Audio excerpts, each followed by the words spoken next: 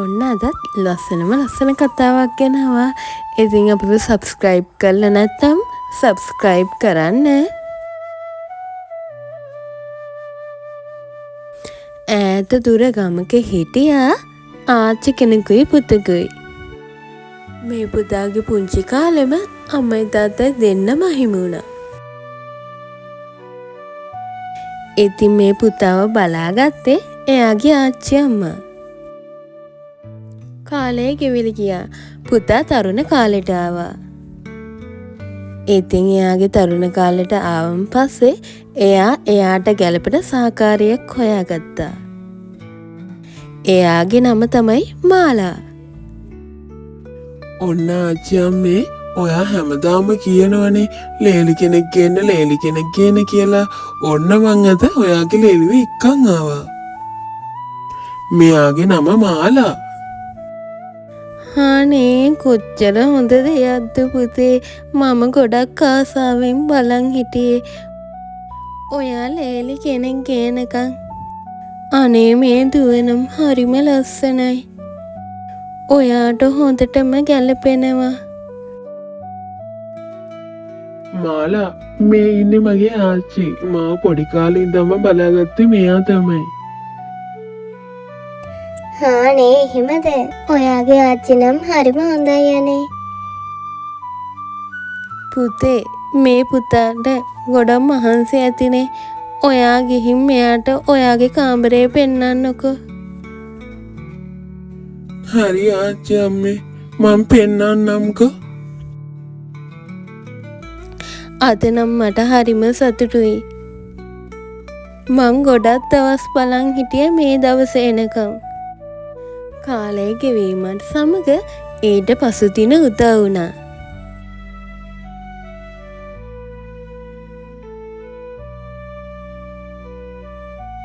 නිමල් එයාගේ කන්තෝරුවට යන්න ලෑස්ති වුණා. මාලා මං කියපු හැම කෑම එකක්ම ඔයා හැදුව නේද? ඔව් ඔයා ආසම් විදියට තමයි හැදුවේ. හැම කෑම එකක්ම හැදුවේ මම. හරි එහෙනම් මං ගිහින් එන්න. ආච්චිවත් බලාගෙන හොඳින් ඉන්නකෝ. හරි නිමල්. ඔයා පරිස්සමෙන් ගිහින් එන්න. මෙයා බලන්නකෝ. මෙයා හරියට මාව වැඩකාරයෙක් ගානටනේ දාලා තියෙන්නේ.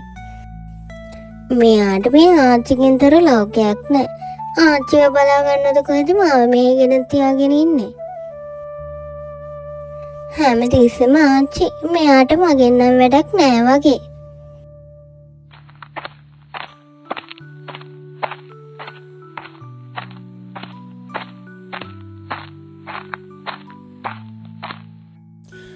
දුවේ ඔයා මොකද කරන්නේ?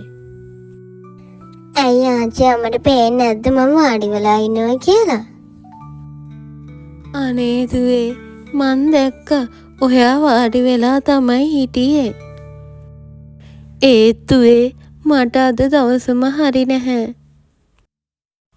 ඔයාට පුළුවන්ද පොඩ්ඩක් මට මගේ වැඩවලට උදව් කරන්න? ඔය ළමයා දන්නවද උයන්න පියන්න? අනේ ආච්චි මම මේ ගෙදරට ආවේ මේ ගෙදර වැඩ කරන්න නෙවෙයි නිමල්ගේ පිරිද හැටියට.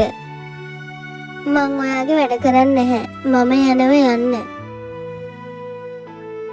අනේ දුවේ ඇයි මේ කේන්ති අරන් යන්නේ?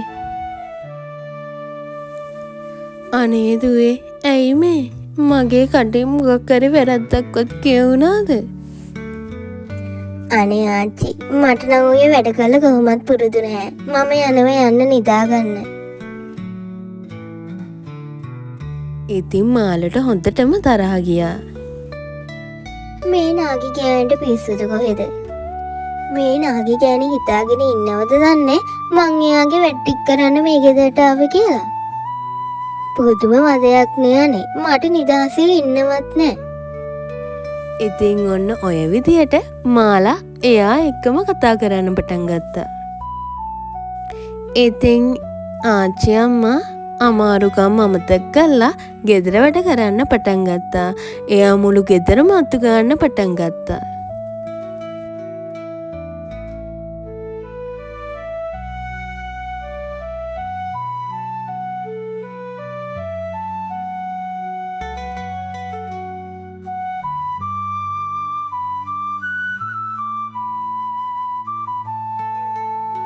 ඒ වගේම එයාගේ ලේලි මුණුපුරයි බඩගින්න තියන්න බැරිකමටම එයාට පුළුවන් විදියට රස කෑම හදන්න පටන් ගත්තා. දැන් හැදෙන ළමයි ඔන්න ඔහොමයි හරිම මුරණ්ඩුයි. එහෙම කියලා ඉතින් කෑම හදන්නේ නැතුව බෑනේ. මාලා ඔන්න මං වීලාස්නින් ගෙදර ආවා. කොහොමද අද දවස? මගේ අත්තම්මා හරිම හොඳයි නේද? අනේ ඔයාගේ අත්තම්ම ගැන නම් කියලා වැඩක් නෑ නිමල්. මගෙන් මුළු දවසම වැඩ ගත්තා. මේ මුළු ගෙදරම මම අස් කරේ. අත ගෑවෙත් මම. ඒ විතරක් නෙවෙයි මුළු දවසම උයෝය තමයි හිටියේ. මට නම් දැන් එපා වෙලානේ. මෙහෙම දානේ මම ඔයා එක්ක ජීවිතේ ගෙවන්න ආවේ. අයියෝ මාලා එයා ටිකක් වයසයිනේ. ඕව ගණන් ගන්න එපානේ. ටික කාලයක් යනකොට හරියයි. ටික කාලයක් මොකක්ද අනේ ටික කාලයක්. මේ ගෙදර හැම වැඩම කරන්න ඕන මමද? මට නම් මෙහෙම ගියත් ජීවිතේ එපා වෙයි නිමල්. එක්ක ඔයා අත්තම්මව කොහේ හරි යවන්න. මට ඔයාට විතරක් කන්න උයලා දෙන්න පුළුවන්. අත්තම්මගේ වැට්ටි ගණන් කරන්න බෑ. එහෙම කොහොමද මාලා කරන්නේ? අත්තම්ම තමයි පොඩි කාලේ ඉඳන් මාව හදාගත්තේ. ඊළඟ දවස උදා වුණා. අත්තම්ම ටිකක් වයසින් හින්දා එයාට වැට්ටි කරගන්න අමාරුයි.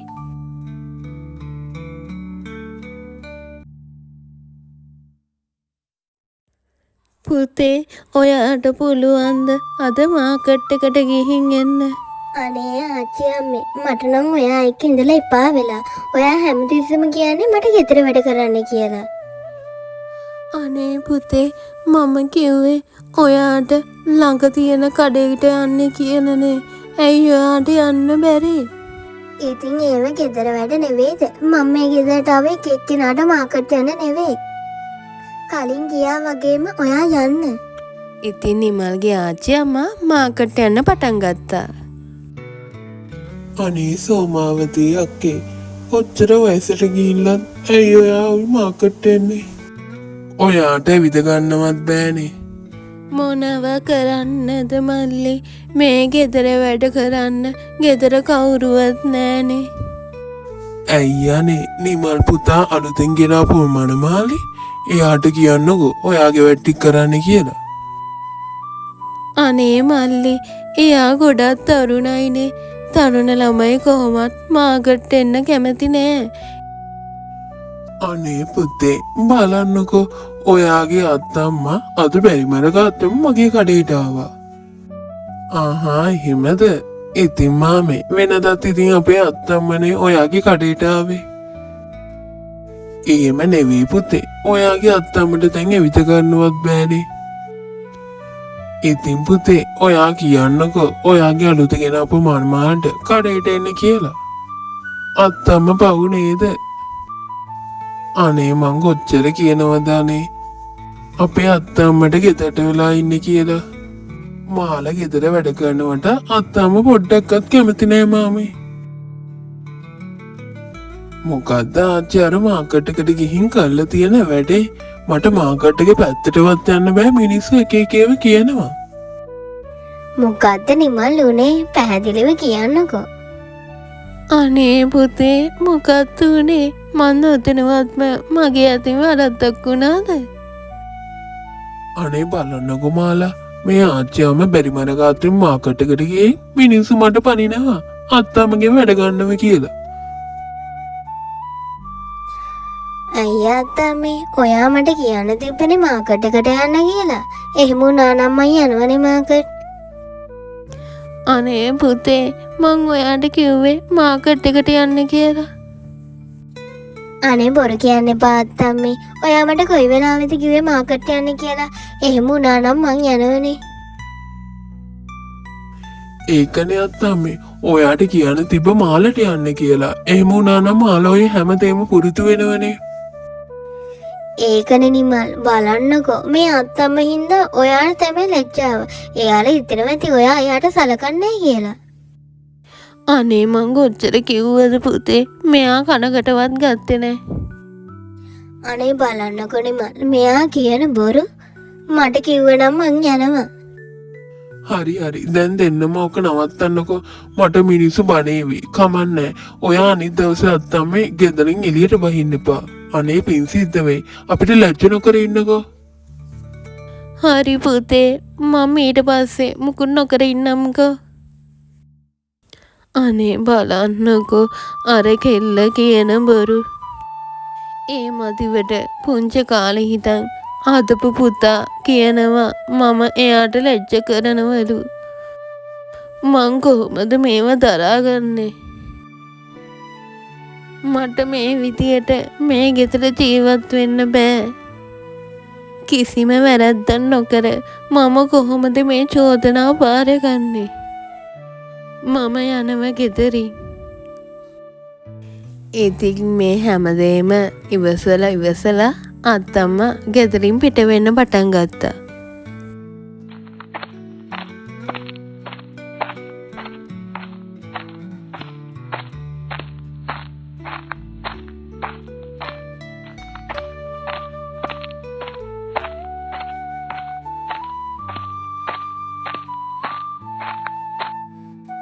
ඉතින් අත්තම්මට යන්න තැනක් නෑ. එයා ගමේ තියෙන ගහක් යට ඉඳගත්තා.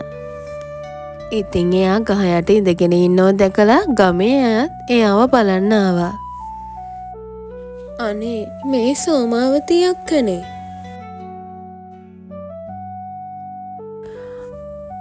අනේ අයියක්කේ මේ ගහක් යට ඉඳගෙන ඉන්නේ. ඔය වයසට අවුවේ ඉන්න හොඳ නැහැ. බලන්නකො ඔයාගේ මුවන තියෙන මහන්සි පාට. යන්න ගෙහින් ගෙදර ගිහින් පොඩ්ඩක් නිදාගන්න. අනේ කමලා මට යන්න තැනක් නෑ. මට ගෙදර යන්න බෑ කමලා.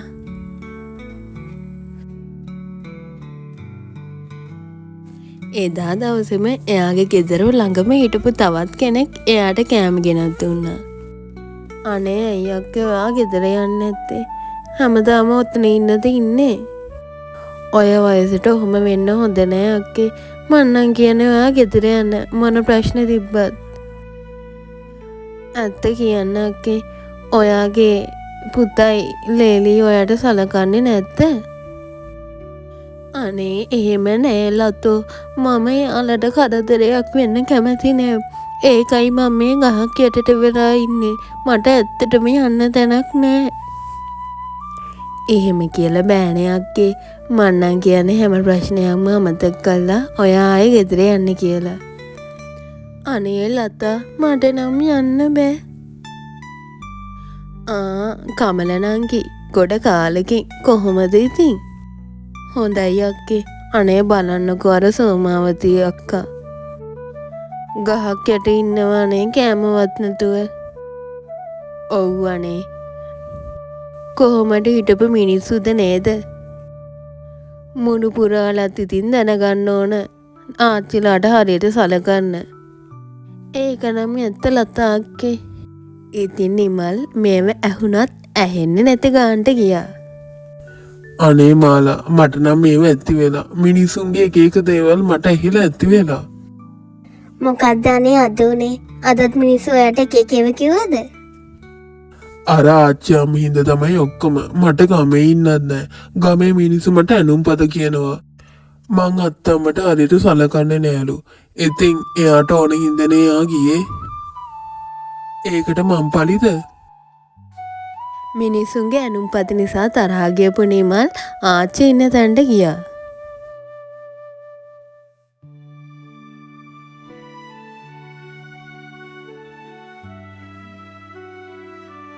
මොනාද ආච්චි අර ගමේ මිනිස්සු මට ඇනුම් පද කියන්නේ?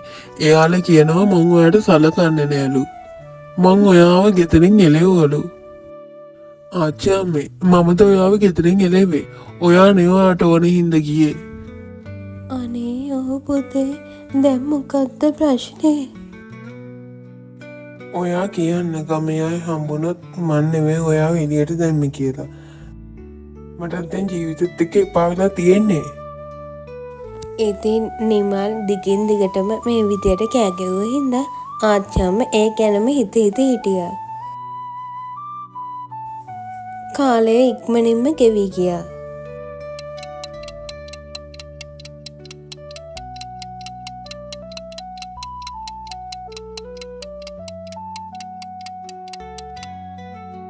කාලය ගෙවී ගියාත් සමගම ආච්චි ඒ ගැනම හිත මානසිකව වැටුණා.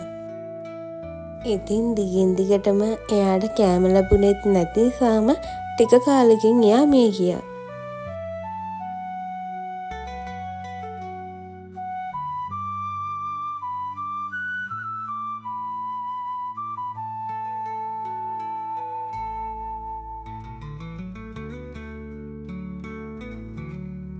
අනේ බලන්න සෝමාවති අක්කා මිය ගිහිල්ලු නේද? ඔව් අක්කේ අනේ මටත් හිතාගන්න බෑ අහිංසක අක්කා. මේ හැමදේම වුණේ ඉතින් අර මුණුපුරා අර වගේ ජරා ලේලි කෙනෙක් ගෙදරට ගෙනාවේ හින්දානේ. අනේ ඔව් අක්කේ අපිට මතකයි ওই දරුවට සලකපු හැටි. මට මතකයි ওই අක්කා කොච්චර දුකක් වින්දද ওই ළමයි හදන්න. ඔය ළමයිට කිසි ගාණක් නැහැ. මාලා ඔයා හින්දා තමයි මේ හැමදේම. මොකද්ද මං හින්ද කියන්නේ? මම මොකද්ද කරේ? අතත් කමේ ගෑනු ටික මට ඇනුම් පද කිව්වා. එයාලා කිව්වා හරි. ඔයා නිසා තමයි අපේ ආච්චි නැති වුනේ. ඔයා මේ ගෙදරට ආවේ නැත්තම් අද ආච්චිමයි කොච්චර සතුටින් ඉන්නවද? එහෙමද? ඉන්නකෝ.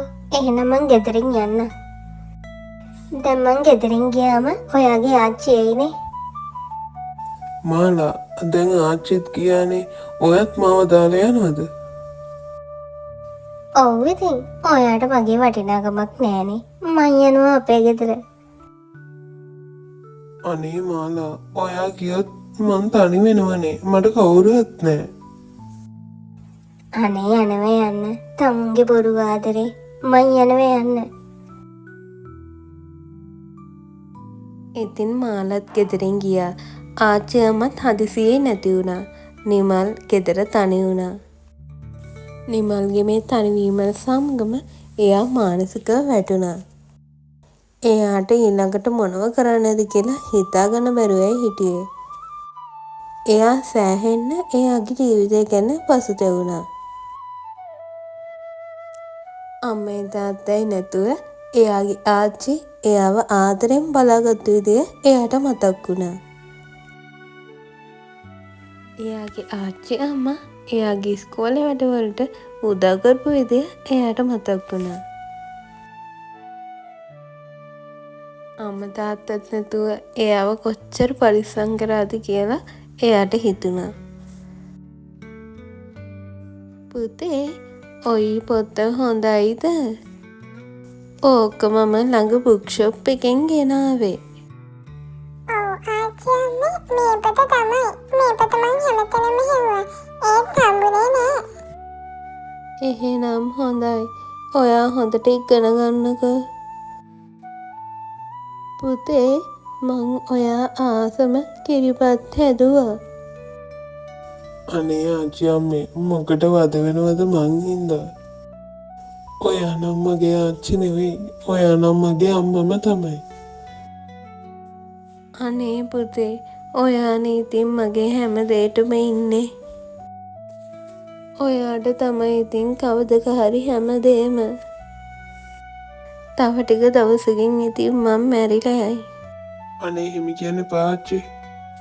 ඉතින් පරණ දේවල් මතක් කර කර එයා එයාටම දොස් කියාගත්තා. වැරදි විවාහයක් නිසා එයාට හැමදේම හිමි වුණා කියලා එයා එයාටම දොස් පවර ගත්තා. ඉතින් එයාට අන්තිමට තේරුම් ගියා එයාගේ ජීවිතේ ඉන්නම ඕනම කෙනා එයාගේ අත්තම්ම කියලා. ඉතින් අද කතාව හොඳයිද? හොඳයි නම් යටින් කමෙන්ට් එකක් දාන්න අමතක කරන්න එපා. අපි සබ්ස්ක්‍රයිබ් කරලා නැත්නම් සබ්ස්ක්‍රයිබ් කරන්න. ලයික් එකකුත් දාන්න අමතක කරන්න එපා.